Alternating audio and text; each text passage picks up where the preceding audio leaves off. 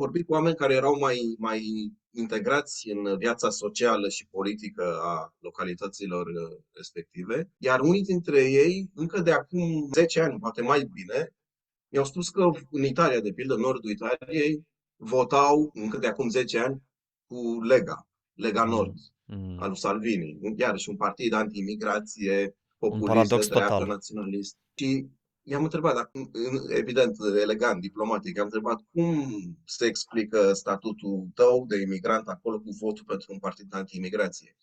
Și îi spuneau, da, dar eu eram un imigrant bun, un imigrant integrat, care muncea, plătea taxele, nu ca imigranții ăștia marocani de nu știu unde, albanezi, care făceau numai prostii. De o internalizare a discursului anti-imigranți care fusese folosit inclusiv împotriva românilor de atâtea ori. Că și despre români se spuneau lucruri identice ca despre albanezi și marocani. Că Exact. fac prostii, că și unii români încălcau